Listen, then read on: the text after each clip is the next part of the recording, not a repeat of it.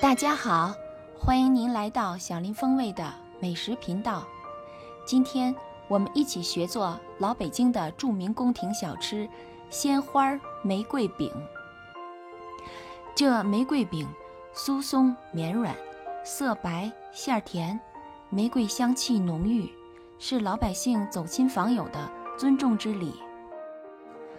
在阳光明媚的下午，来一壶茉莉香茗，配几块玫瑰小饼，轻轻拿起一块，当花香弥漫于舌尖，萦绕着柔嫩细腻的酥皮儿，在你的唇齿间向你问好的时候，你一定会被它娓娓道来的香甜所打动，这实在是个让人享受的着迷时刻。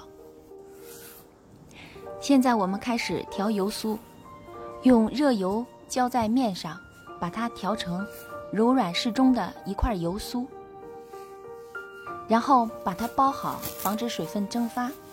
我们现在再来做水油皮儿。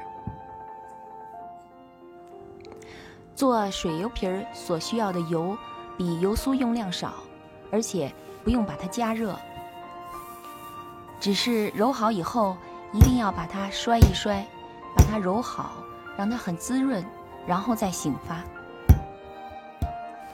接着我们就可以开始调玫瑰馅儿。我这次的玫瑰酱是买来现成的，再加上一点点糖和一点烤熟的白面粉，把它调成一个软硬适中的小球就可以了。如果面粉不加工烤熟，会有一股生面味儿，影响口感。另外，每一批次的玫瑰酱稠稀不是很一样，所以如果稠的话呢，就加的面粉稍微减一点量。玫瑰酱调好之后，要把它放在冰箱里，在切的时候就会容易一些。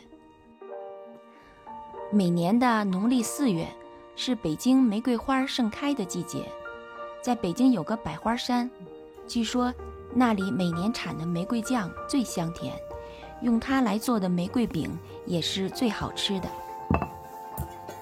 现在我们把醒发好的水油面拿出来，擀成一个大大的薄片，然后再把刚才醒好的那块油酥拿出来，搓成长条，摆在面的中间，然后就像叠被子一样，一层一层的覆盖。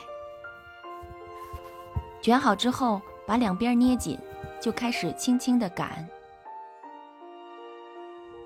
擀的时候动作要尽量轻柔，不然那个油酥会挤出来。当面再次被擀成长方形的时候，我们就可以把它准备搓成一个长条了。卷的时候要提着卷，并且越搓越紧，以后的剂子才好用。因为我们刚才是那样叠被子似的叠着卷，所以当你切开剂子时候，你会看见里面的酥皮层次很丰富。下一步就是把光面冲上，然后把两边能漏油酥的地儿尽量把它捏上。